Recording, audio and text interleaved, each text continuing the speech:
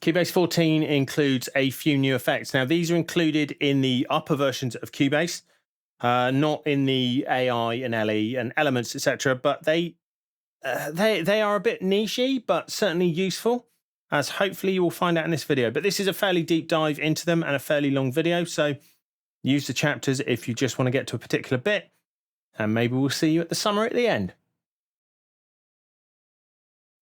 So we're going to take a look at Shimmer, which is a reverb with a built-in pitch shifter. So this is emulating a particular kind of reverb effect. So this isn't your go-to generic Roomworks reference, insert better reverb here kind of standard reverb. This is for a particular effect. Whether it's going to work for you in all situations, and I don't think it would work in all situations, but you know, it may work more for you depending on the style of music you're doing. Got a few examples set up here. The first one is on some drums from MediaBay. So I've just set this up with a drum preset. So if we open up Shimmer, we can see it's called Drums Make Me Your Impact. This, I think, is an example of it. It doesn't work for me, but have a listen.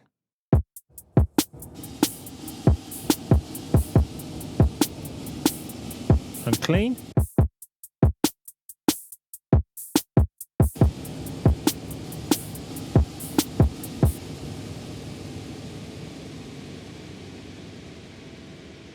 That's not what I would want to put on that, but I spent a bit of time trying to find something that worked with it. For me, this isn't a reverb for drums. For you, it may be. Let's look at some areas where I think it does shine, as it were. So that's big ambient soundscape kind of stuff. So where you're making these big production soundscapes, you know, when you close your eyes, you can feel like you're there. There's a lot of people just sort of routinely slate 80s production. There's a lot of 80s production that I really like. We're not talking Stock Aitken Waterman here, but there is a lot of stuff where it's got really, really big ambience in there, and you just feel like you're in there. There's also an album by Andy Summers, which I think was called The Golden Wire, which had this kind of feel to it as well. I only had it on vinyl. I haven't got it anymore, and I can't find it on any streaming services, and I haven't managed to get hold of a copy of the CD of it. But there we go. So it's this kind of big thing. So I'm going to play you this before because this has got something on it. But again, I've just taken something from MediaBay to make life a little bit easier. So this is without.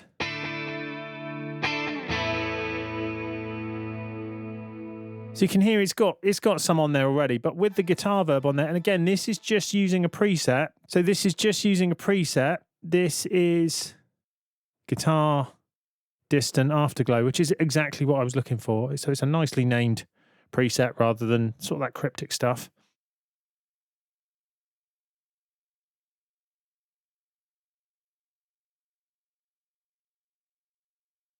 And this, again, I'll play it with and then without again. If I stop it, you can hear what the reverb's doing. So it's really adding that sheen, that shimmer to it. So it's aptly named, if nothing else. And finally, there was another example, which was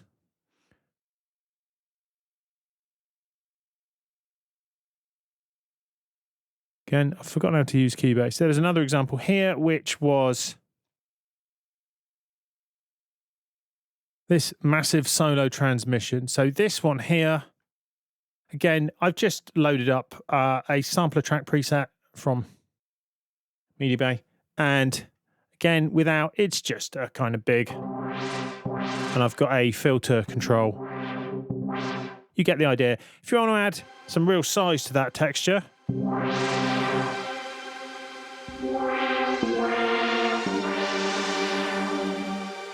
it's the kind of thing you might actually think is part of the synth preset rather than being a reverb because it sounds so synthetic. It's got that pitch shift in there, etc. But again, I really like this. It reminds me of Alan Holdsworth's Sand album, which has got a lot of these kind of big, expansive reverb soundscapes in there. So this is sort of peak teenage me, really. So I'd probably slightly rose tinted about this because I think for the things that it does, I quite like it. Say, it's not for drums for me, but for other things, it works really well.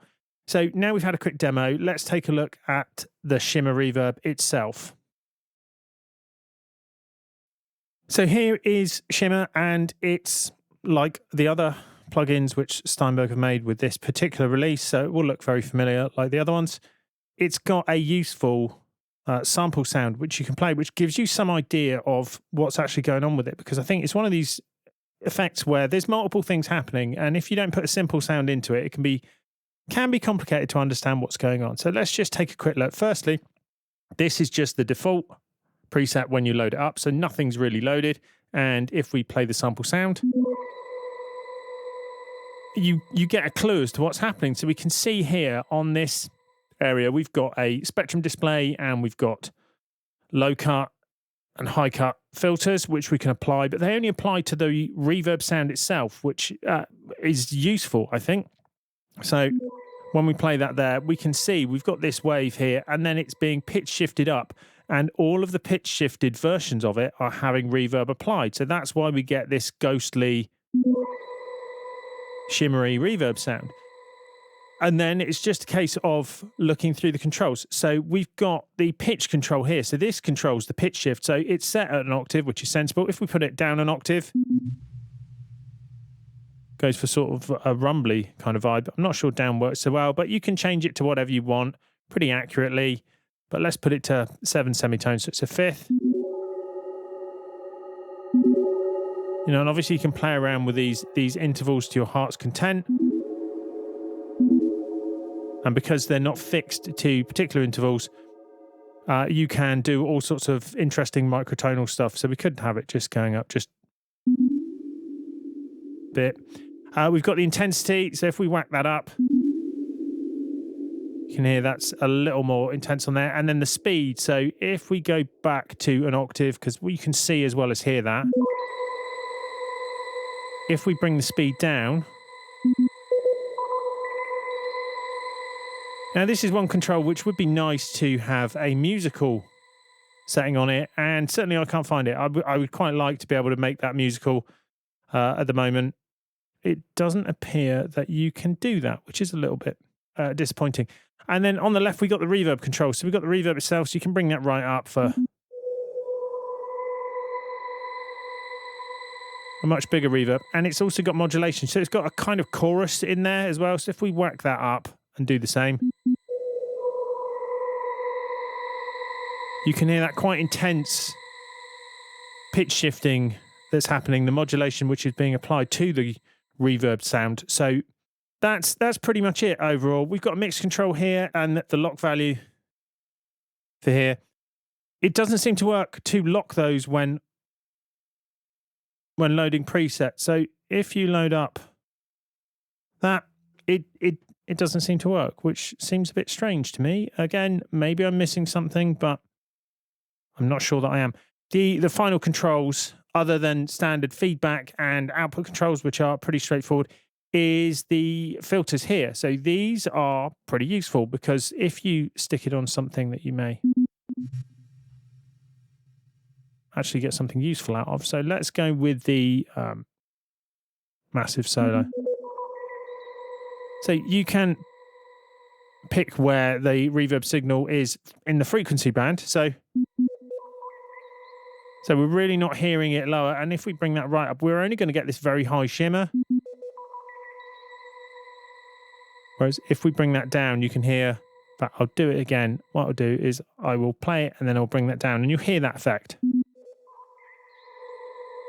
So you can hear it is still in there. So this is more of an output filter than an input filter. So I like it that way. There may be people who want it the other way around, but I quite like the fact that you can retrieve things afterwards, because that's the kind of thing I'd probably use on the end of a sound and maybe automate this down. Same, we've got high cut, so we can just take the top end off. And obviously, that's the kind of thing you may want to do elsewhere, but I think it's useful to have this in here, particularly because it works quite nicely, and it's quite nice to see this. It's easy to see when you've got particular harmonics or pitches being brought out or in with this. So overall, this is a useful effect. It's not the kind of thing you're going to use every day, I don't think, but when you want that kind of effect, previously, you'd have to combine at least a couple of effects to get this, and I don't think it works. It would work as well, because you've got the sort of more of a feedback element in there as well. So I think this works quite nicely the way that this is all integrated. And there's a few presets. There's not an enormous amount at this point, but to be honest, I think really it's not a one-trick pony, but it's certainly not Paul Daniels in terms of the number of tricks it's got available. So I think you know what it does. If it's the right thing for you, then all good. Otherwise, move on and go for another reverb. Say it's not a general purpose reverb, it's one for a specific job. And if you don't want it to do that job, it's not the tool for you. So let's take a look at the studio delay. So there's a little more to it than a delay, as you're going to see. So we're just going to run through a couple of presets, and then we are going to take a deeper look at the controls and all of the effects that are inside. So first things first, a drum loop. So this, again, from MediaBay.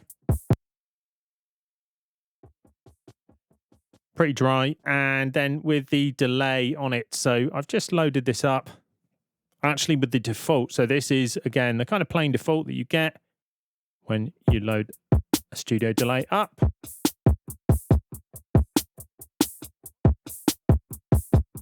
Pretty plain fare at this point, but nice enough if you haven't got it. Now, we will just look at a drum preset. So that's just on this one here. So you see they save their resizing per instance. So that may or may not be useful, but this is a drum rock wide. So if you're listening to this on headphones, it's probably going to be a bit better than if you're not. But you can see this is making use of the differing patterns which are available. So we will run through all of those. In fact, we'll run through all of these controls a bit later on. In terms of presets, again, not a huge amount, but enough to be going on with. So let's just try the snare reggae stop.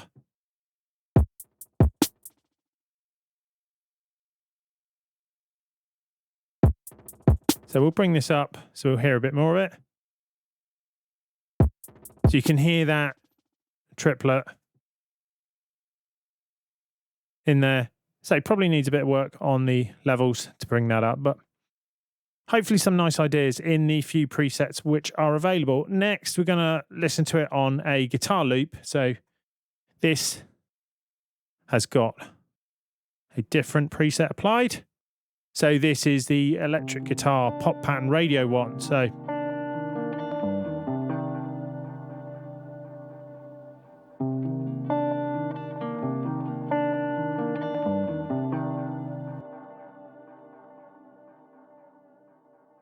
there's a bit of other effects in there. So there's a bit of modulation, tiny bit of distortion. I'm not sure whether you'd actually notice whether that was there or not, but certainly making a little bit more use of what's available. So let's take a look at the controls of studio delay. So there's a few you would expect because we've got delay time, which can be in musical time or milliseconds. We've got feedback. We've got a spatial control and we've got output. So this is the kind of thing we've seen on Steinberg delays before, but there's quite a few others. Firstly, we've got the filters that we saw on Shimmer. So this allows you to filter the reverb audio, which again can be useful. You can do it in other ways, but it's nice to have it in here, particularly if you save it as a preset.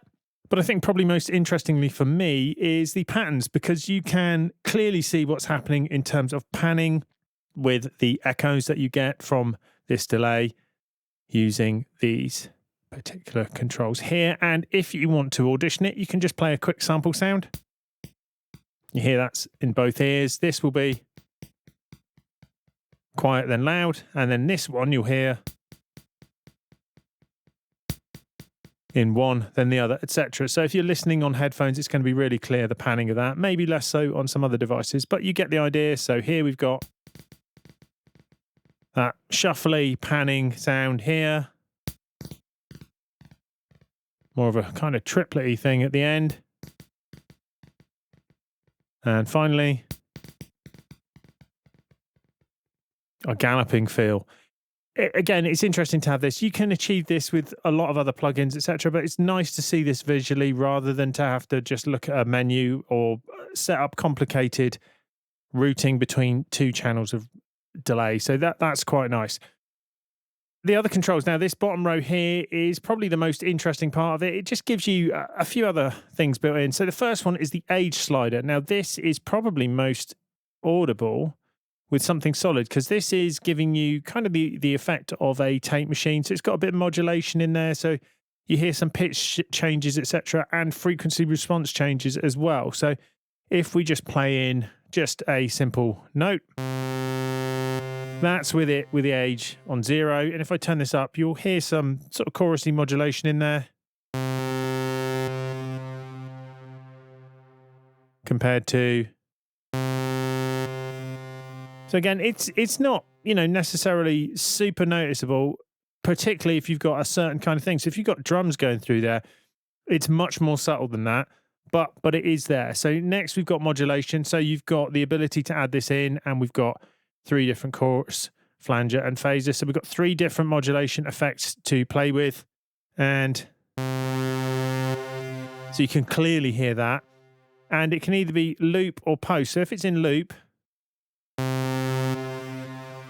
it's actually within the feedback loop. So generally you'll get a more sort of severe effect, and that effect builds up. Whereas if you put it on post, it's just on what's coming out. So it's a little bit more straightforward. So I think they're worth experimenting with. Let's listen to the flanger. Yeah, again, quite like that. I wonder what that will sound like in loop. Oh, it's going to get a bit carried away, isn't it? So, you might need to bring the feedback down, etc. So you might get a little bit more than you bargained for with this, depending on where you put it. And for the final one, let's put it post for the time being. And again, I would imagine if we put that in the loop, typically my experience of phases is that it's possible, depending on the settings. We'd need more feedback than that. So clearly the flange is the one you've got to be careful of here.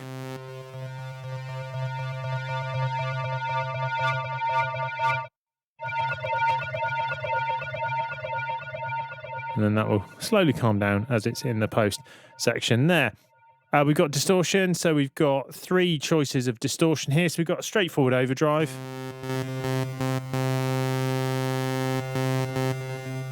Certainly not vicious.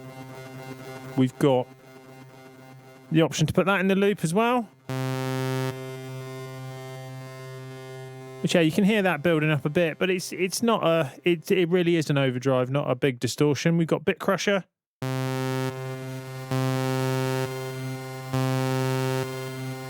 And if we put that in the loop, again, it's not. It's probably a bit weak. I'd kind of like to have a control to alter how severe the effect is, as well as kind of the mix we're getting of it. And then finally, a sample divider, which if you put in post, you can hear that's, even if we're on a straightforward one. So that's probably best on a lower percentage. And again, if we put that in the loop, it'll be even more severe, but you get the idea with that. We've got the option for reverb. So this, we've got short, medium, and long. So we'll just leave it on medium. I think you'll get the idea. So again, we've got reverb delay rather than delayed reverb, and loop should. You hear that kind of spreading in, and again, we have to be careful with the feedback there, as it can get carried away pretty easily. So I wonder if it's the same with the long one.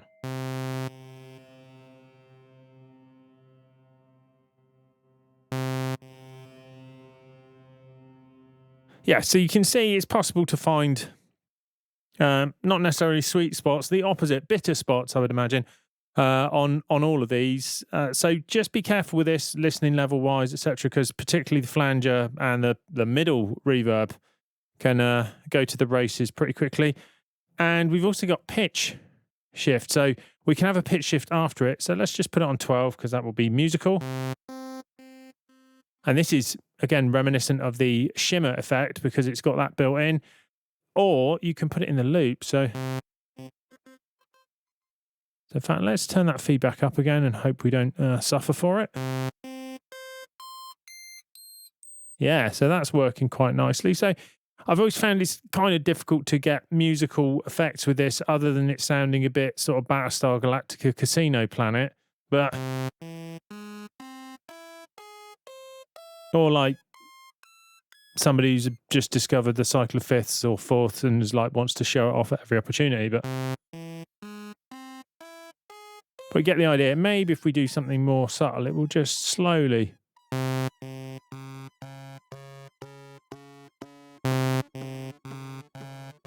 yeah, so there's probably some more fun to be had with it just on small values as well as the really big ones. Then we got mix control, and that's pretty much it. So it's a delay plus, really, isn't it? It's many years ago I was made soup by a man. He called it Soup Plus, and he just added some vegetables in, and it was lovely.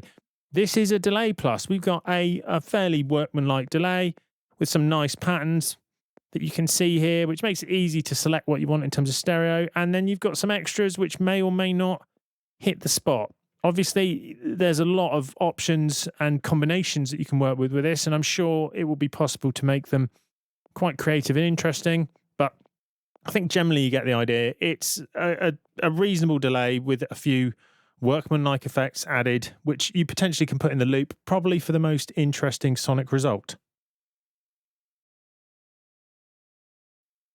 As far as I can tell, it's not possible to analyze these plugins in Plugin Doctor because they are sort of this giant collection of plugins which come all as one as a giant VST3 file, which Plugin Doctor doesn't seem to understand.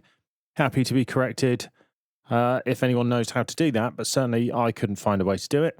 So I'm just analyzing them with EQ Curve Analyzer, which is obviously not perfect, but it gives you an idea of what's going on with some of these filters. So what I've done is just set this to a delay with no feedback. So this is at least giving us a reasonable approximation of what's happening. And I think it's always useful with filters to get an idea of what's going on. So we're going to do this with all the plugins throughout this video, but this is the first one. So you get the spiel at the beginning. And the thing I think is interesting is always with filters is that the number you see is not necessarily the number where it starts working. And we can see that really clearly here. So this is set to 100 Hertz.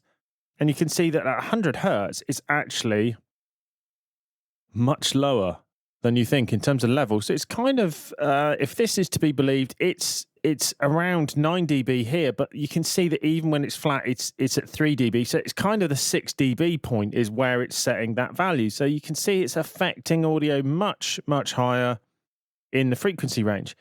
And the other thing we see is it tails off significantly. So this one's set to 10K. So you might think, well, it's starting working there, but actually it drops off, and it seems to drop off a fair way up. So even if you put this, you have to put this basically all the way up, and even then, probably there would be plenty of people who'd say, "Well, that's certainly not flat," because it's not flat. So even if it's all the way up there, we're seeing some effect and some cramping of that EQ curve. But I just think it's interesting to see, because when you put this up here, you can see we're really, really affecting this, and there's some significant overlap. You know, when you put these as close as you can, you think, wow, there's nearly 6 kilohertz between the two, but actually they are affecting that, and I'm sure you'd hear that as well. So that's one part of this. But the other part is we can see what the age control does to a degree. So as we bring this up, look at what happens with the curve. It's getting a bit wobbly. I think that's because there's probably some delay-based stuff happening here. So it's not a perfect analysis, but certainly as we bring this up, the baseline level goes up to above the 0 mark. So it's changing the level here as well as changing the shape of the EQ curve. And if we bring them in a bit, or a lot, you can see that happening, you know, a bit more. But well, obviously this isn't a perfect way of analyzing this. I think it's interesting to get some idea of what these filters and the age control are doing on this particular plugin. So the auto filter, as you can see here, pretty straightforward and simple. In this particular case, what I'm going to do is just run through the controls first and then look at some examples of it, because I think it makes more sense that way around for this particular effect. So what we've got is a low pass or band pass or high pass filter. In fact, if we put this into manual mode, we can see it. So there you can see the filter curves and their effect on the audio. We've got resonance control, which you can see peaks in all of those, as you would expect. You need to be a bit careful with this in terms of level. We've got a mix control. I'm going to put it to 100% for the time being. And we've got attack and release, which are active when you are in automatic mode. So in automatic mode, it listens to the audio, whether it's the main channel audio or the sidechain audio, if you've enabled that, and then will modulate the signal that's controlling the frequency. So it's as if you're doing this in relation to the audio that's there, and you get attack and release, which we'll see turn on when we activate automatic mode. And then you've got control over attack and release, which allows you to control how quickly it responds to the audio arriving, and then how quickly it responds to the audio not being present and it moving back down. So you can control the up and down of the filter. Not a huge amount of control there. There's a couple of things which I'll bring up as time goes on about what I think around these controls, but let's just hear it in action. So here we've got this basic drum loop. Just going to bypass that. This is just from Media Bay. Plain fare, as you would imagine, and then with the filter on. So you can hear the filter working. We can put it in any of the three modes.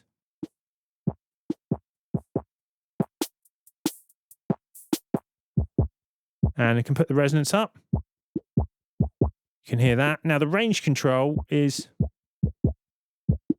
where I think it's a bit limited, because I'd rather have a sort of start point control and then how much the audio is modulating this. This doesn't always do what I want. Some of the time it does, but a lot of the time it doesn't.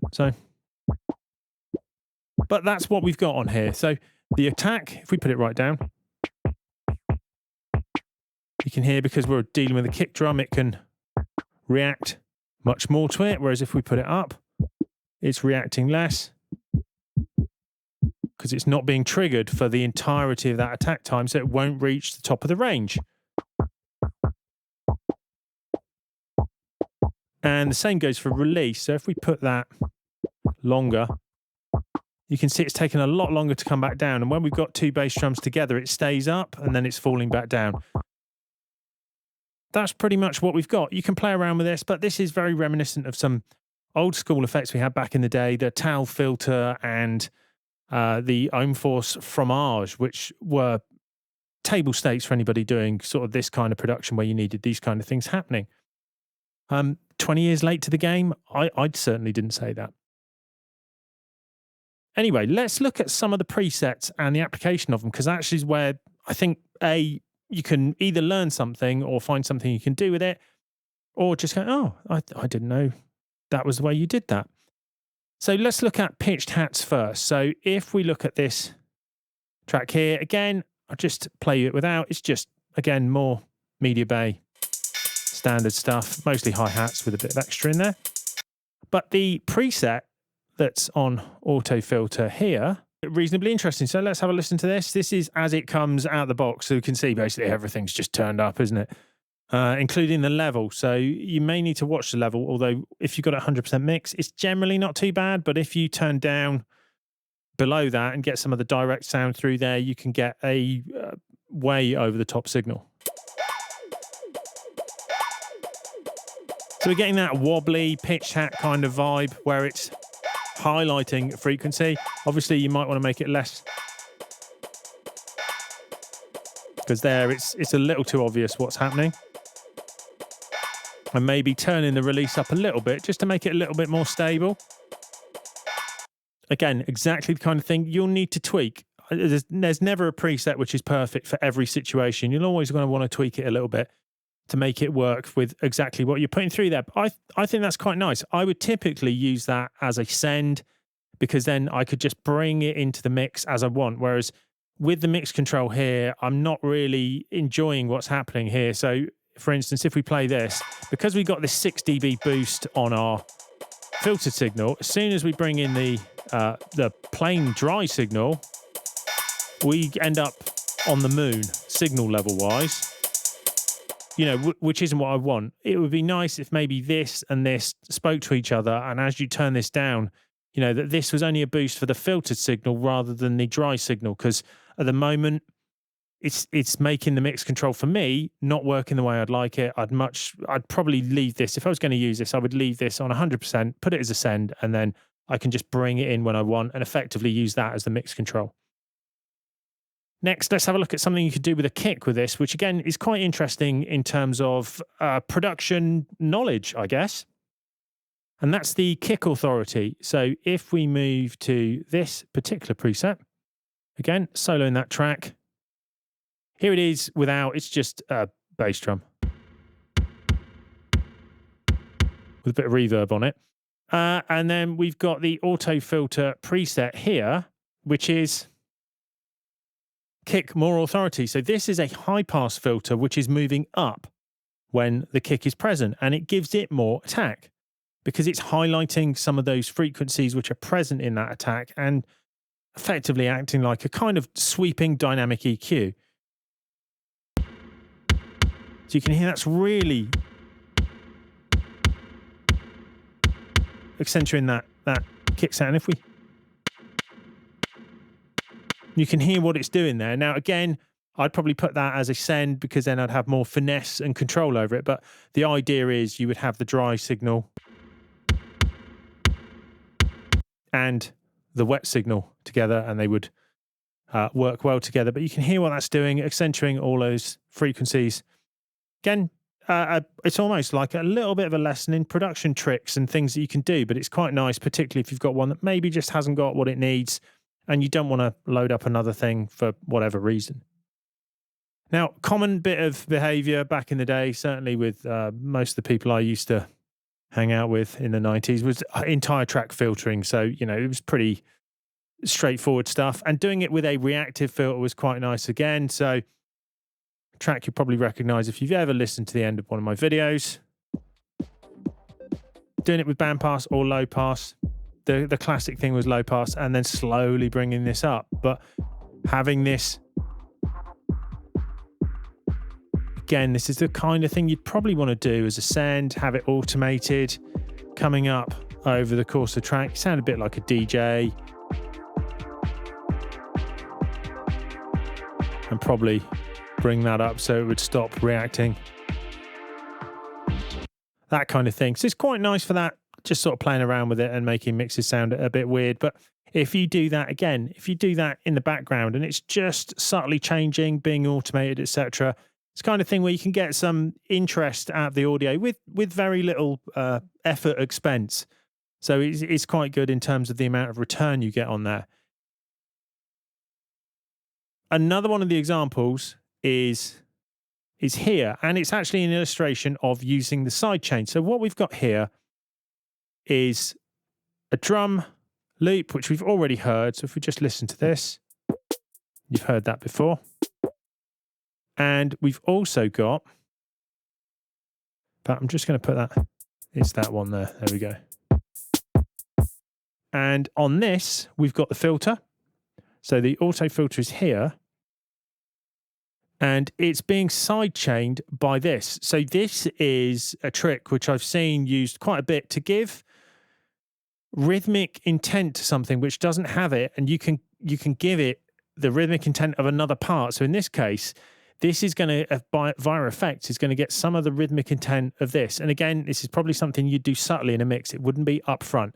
So the sidechain is set up in the standard way. So you click here, you pick the particular track you want. In this case, I've got drum SC feed, and I've put it pre-fader because then I can turn this down, which I'm going to do in a second. And then you turn that on and then you're good to go.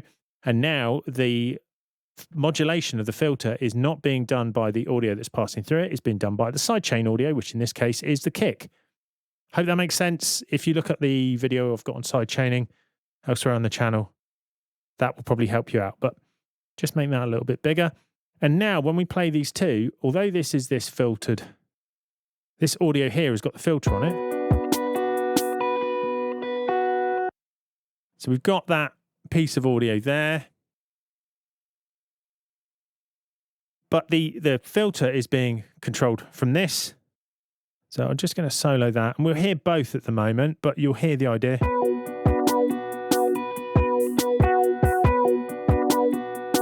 And if I turn this down, because it's on a pre-fader, we can bring this down.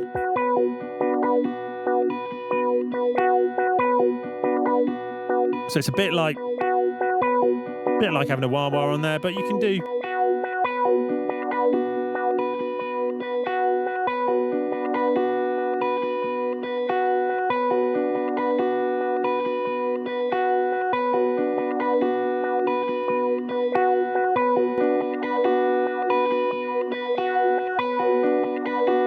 I think in that particular situation, I probably prefer the high pass, but say it's a cheap way to put rhythmic effects onto something like a pad or, you know, that kind of constantly played guitar, sort of arpeggiated figure, etc., that kind of thing. So where you've got a bit of finger picking, but it hasn't got any accents in there, you can do that. You could do it with level as well, obviously, that kind of thing with a bit of sidechain malarkey and a different plugin. But with this, filtering, etc., you can do that. And again, I would probably have the mix fairly low, possibly have it on a send again because of the level disparity between the filtered and clean signals, but it would just make it nice and easy to do.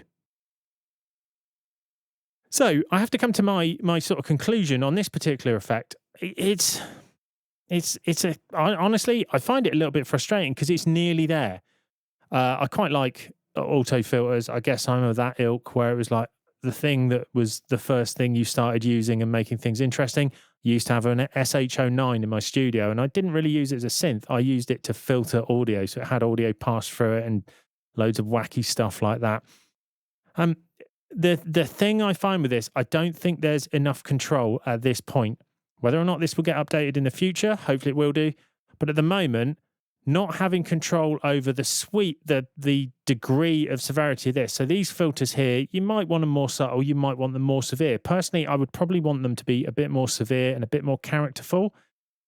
They're just a little bit lacking. And given that Steinberg has so many filter algorithms, if you look in their other plugins, you can load X, Y, and Z, you can load all sorts of different filter slopes. And then here we just get low pass, band pass, and high pass. It seems a bit sort of penny pinching to not give us all the different decibels per octave, 6, 12, 24, 48 that are already programmed somewhere in Steinberg's archives.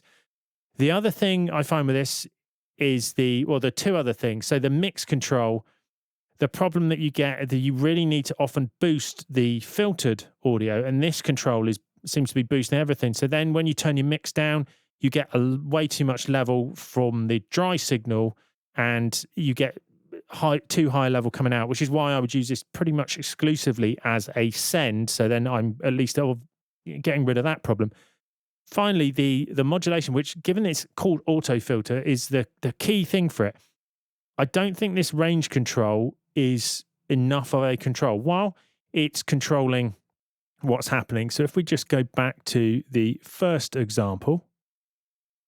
So while it is controlling what's going on here in terms of this,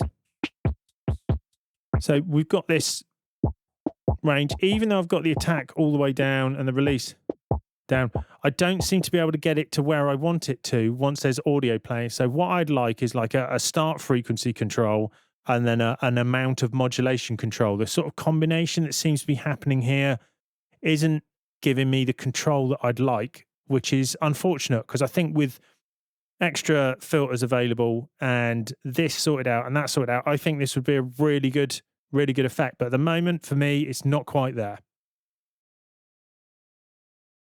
So we're just going to take a look at the frequency response curve of this filter, because I think things like this are always interesting with these kind of things, particularly where you may get a limited set of controls, but we don't know exactly what's going on with this. So here we've got it set, in fact, let's set it to no resonance. But even with no resonance, you can see we've got no hump in frequencies here, but we have got a little bit of a dip here above this, and this continues as the resonance increases. So you'll see this will drop off the bottom of the graph pretty quickly And as that resonance peak builds, it drops off rather sharply. So this isn't hugely representative of what's happening, because you get the feeling from this graph that this kind of continues down and there's nothing getting through above the set frequency. But that isn't actually the case if this is to be believed. So we are seeing a significant difference between the original level, which is about 10 dB between the two.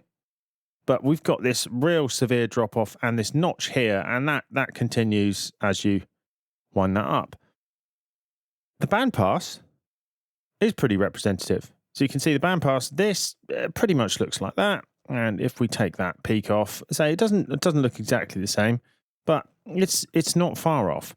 The high pass does much the same as the low pass one, as you'd expect, really. So if we just get that to touch on the bottom there, you can see it pretty much looks like a mirror image of the other one. But this graph within the plugin is not truly representative of what's happening. It's probably, good enough for most purposes, but I think it's just interesting to see what's actually happening with these kind of things, rather than what you think is happening or what the graph shows you here. So on screen, you can see underwater. This effect, as it says, gives you the sound of being underwater. It's the kind of thing everybody's heard at some point in some music production, but it's giving you a simple tool that you can load up and do with this. Now, you may be saying, well, this is the same as a filter, but as you'll see in the analysis in a bit, it's a very steep filter. So it certainly does the job. There's a degree of, it reminds me of some of the Waves plugins where they've got like the one knob series where they just do one thing. It's kind of nice to be able to load this up, but also it's not doing anything particularly revolutionary. But let's just take a listen. Well, in fact, we'll look at the controls first, won't we? Because we've got two controls to play with. So we've got the frequency control here, which you can adjust from 20K down to 100. And then you've got the resample control. I think probably leaving resampling on would be a good idea, because particularly as you get to the top end of filters, things like this, there are some things that happen technically. I haven't noticed any significant difference between resampling on and off, but I'm sure the audio pedants will be in the comments to correct me and tell me that I probably am the worst human on the face of the planet. Anyway, with that aside, let's actually take a listen to it. So pretty straightforward. We'll just start with it high up. Just got this on this hip hop drum loop, which you've probably heard earlier on in the video. And then I'm just going to bring it down and you'll get the idea.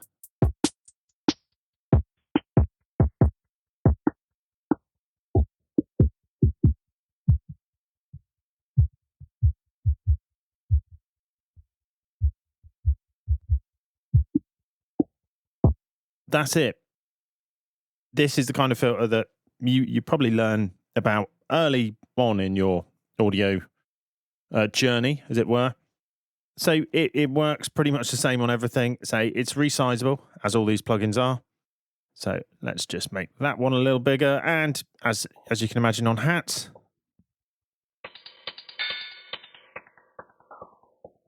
there's very little low frequency content other than that initial thump. And that disappears pretty quickly. You get the idea. It's quite nice to play around with on whole songs, when you just want to. So here we go again. We can just bring that up. So it's quick access to a production technique which has probably been done to death, but just because something's been done to death doesn't mean to say you can't enjoy it. But a pretty simple plugin, pretty straightforward. Let's just have a quick look at what it does in terms of frequencies, because it's not a typical plugin. It's certainly not something you could replace with the EQ. So this boy here is not going to do it, even if you set it to a crazy amount of here and then, bring this down. It's not going to cut it as far as this is concerned. Quite impressive and straightforward, so it's instant access to that. So I quite like it from that point of view, but it's nothing groundbreaking. It's not going to change the world, etc. But it's nice to know you can just quickly load that up and be done with it. And it will be common to other people who have Cubase, where previously getting this kind of thing, you'd need a third-party filter to do it. So here's a look at the frequency response curve of underwater. And as you can see, it pretty much does what it says on the tin. Here's our set point. There's 1000 hertz there. And you can see above that, we have a very steep drop off and we need to change the range here. And even if we keep going up, you can see, yeah, it's really, really making sure that everything above that frequency does not get through. So this is very, very steep. This is much steeper than the auto filter you saw earlier in the video. So it's really making a big difference between the two. And we can see if we move this around, we get what we'd expect. It seems to work at the frequency that you set it to. So that's quite nice to see that. Whereas with some of the other plugins, the numbers aren't exactly what you would think. But yeah, this is definitely at the point where it's set. You pretty much know that's the point at which it's really kicking in. And yeah, it's starting a little bit below, but certainly not significantly below. And it has a very steep curve. The volume plugin is going to be a bit of a non-event for you unless you are using modulators. So the whole point of this is to allow you to alter the volume of a channel without altering the channel fader, because it can get a bit off-putting stroke seasick if you've got a whole load of faders moving up and down. It certainly makes automating that mix much more difficult if you're intending to superimpose a bit of modulation on top of a volume control. So that's why it exists. There's not much to see, but I'm going to show you it anyway. So here we have a stereo one. Yes, it's resizable. We've got faders, so you can turn the channels off. So you can just see metering here. So if I play this back now, we will see just that metering of what's happening. And I can bring the volume control down, etc. We can turn channels on, and then you can alter the channels individually. So if we set this back to 0, I can bring the left channel down. I can bring the right channel down. And the other thing you can do is you can activate this button. I think it should have a lock on it or something. Maybe it will do by the time you see this, but this stops the channels from going above 0 dB, which can be useful in modulation situations where you want to ensure you're not adding to the level of the channel without realizing it and then making all sorts of hoo-ha. But that's pretty much it. As you can imagine, it works in not just stereo and mono, but you can have it in various multi-channel configurations. So here I've got one in 5.1. But, you know, that's pretty much it.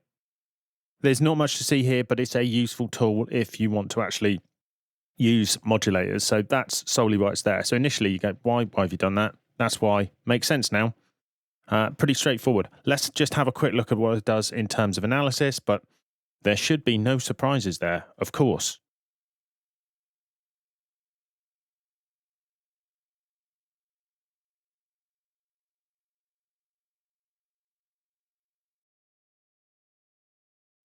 So nothing particularly surprising to report here. It would be a major problem if a volume plugin altered the frequency response. It doesn't. And as you can see here, if we set it to +6 or we set it to -6, it does exactly what you'd expect. So nothing to see here, but I think it's always worth checking with things like this because you never know if there's going to be some weirdness, particularly at very high frequencies.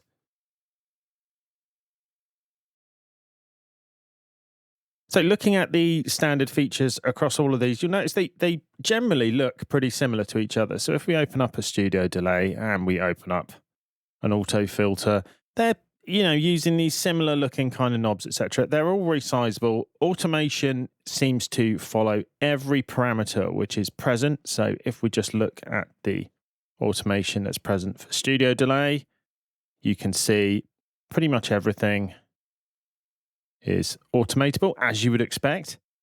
And the same is true for the other plugins. So here you can see everything available on auto filter. Everything is available on underwater, but obviously there's frequency bypass and randomize, which is quite interesting.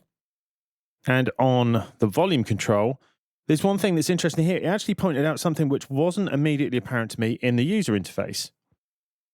And that is the lock gain. So actually looking at the automation led me to learn that you could lock the gain, limiting it to 0 dB, making sure it wouldn't go above 0 dB. So this is one of those cases where looking in the automation actually pointed to something which I'd missed in the user interface, possibly because I don't think it's particularly clear there. Earlier on, I mentioned that they are all resizable. They're using this sort of new design language. So I'm not sure how many we've got in play at the moment, but it seems to be quite a few on Steinberg plugins. And it takes a while for the other ones to get updated. But when you resize them, this is only a minor point, but there's a bit of sort of shuffling around. You can see it quite clearly here where the pattern parts are moving, the distance between them. This just, I don't know, I just think that things like this shouldn't be there. If you look at a free plugin, so here we've got Tau, great makers of these great plugins. They've made loads of stuff. They make free plugins and they make paid for plugins. And if you like the free plugins, pay for something from them because it's immensely complex doing this kind of thing. And Tau's plugins are great, but that goes for everybody who does this kind of thing. You should try and support these people because it's hugely complex trying to program these kind of things. But if you see this resize, look how smooth that is. There's no jiggling around. You can go low. Obviously, it jumps around when the header changes, but there's no jiggling around, etc. These resize really nicely. I think it needs a bit of finessing because I don't expect this kind of thing to happen. Occasionally, I've found that when I put it in a particular position, something's just not quite right. And all of these do this. So it's exactly the same if you do auto filter. You can see it's just shuffling around. Look at the LP button. Look what that's doing. So they're moving. Sometimes it's on the right. Sometimes it's on the left. Just needs a bit of finessing, I think. This is one of those things where, yeah, you may not care about it, but I think it's an indicator that things just need to be maybe a bit better. Even on a really simple interface like this, where we've got basically 2 controls and some labels, there's quite a bit of jumping around and moving. So clearly there's something maybe in an underlying bit of code or whatever where it doesn't move as smoothly. And this is something we've seen, I think, with the mixer kind of does this. And this is doing the same kind of thing here. So there's just that change in relationship between things. The channels button isn't sticking with the master and so on. In terms of design as well, I think some of this, it just needs a bit of cleaning up as well. This is much nicer to look at. And I know, again, it's one of those things where you think, well, you shouldn't really care what it looks like. But if you're working with it all day, every day, it's much nicer to be looking at something which just is a pleasure and functionality-wise works, obviously. But also, there's no reason why they can't look better and be neater and everything be just right. So I said this about Cubase, I think 12 and 13, etc. And it's like, it's the same as happening here where they're just not quite there. And I think that's a bit of a pity, but there we go.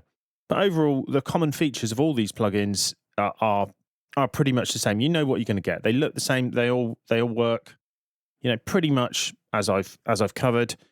Everything is automatable, which is good. They are resizable, which obviously is good, but they could do with being nicely resizable. And I think they could probably do with looking a bit better. They sort of still look a bit first draft. I also think it'd be good if everything stuck to the same, had nice indicators, and also was colorblind friendly, because certainly with the previous generation, there were quite a few things where the buttons weren't clear, etc. Now, that seems to be less the case, but we haven't got any plugins where we've got lots of complex buttons, like where you've got the vocal channel, you've got lots of different things happening, and the colors are, for me, as somebody who's colorblind, a little bit difficult to fathom as you're working, particularly if you're trying to work on something quickly. So there you go. That's a look at the new effects which are included with Cubase. Firstly, they're only included in the upper version, so Pro and Artist, depending on which effect we're talking about. I have to say, I'm in two minds about this because there's no shortage of perfectly good effects available, even freely, but certainly at very low cost, but probably freely. The one nice thing about this is that they are potentially included with everybody will have access to them. So if you send a Cubase file to someone else, they will have them and they won't go, oh, this effect's missing, etc. But I'm not sure how much of an inconvenience that is, because I'm not sure how much of an everyday occurrence that is. I'm on the fence as to whether or not it's a good idea for software manufacturers to spend their time creating plugins where potentially better versions available are available elsewhere. So in the case of the delay, there are freeware delays which are as competent, if not better, available. And the shimmer reverb, it's not something I've spent a lot of time looking at, but I'm fairly sure with a quick search on KVR, I would be able to find something which would do a similar job. Should these people be working on other things which are integral to the DAW rather than plugins? For me, I think probably yes, particularly when you see what I see as not being so great in terms of the resizable interface isn't great. It's okay, but it kind of looks like a first draft. And as I compared in the video, you compare it to something like one from Tal, and it looks a bit amateurish. I think, you know, I might be being a bit picky there, but I guess time will tell. But ultimately, I'm not sure whether or not the time spent doing these things couldn't be spent doing something more integral to the DAW rather than a plugin. And there's lots of other things which maybe are missing and are still missing and could have been worked on instead. But, you know, I'm not in charge. If I was in charge, Steinberg, the world, everywhere would be a very different place. Probably a far worse place. So let's just leave it there. Anyway, I hope you found this video useful. And if you have, please like, subscribe, watch all of my videos on repeat for the next couple of months. That would really help me out.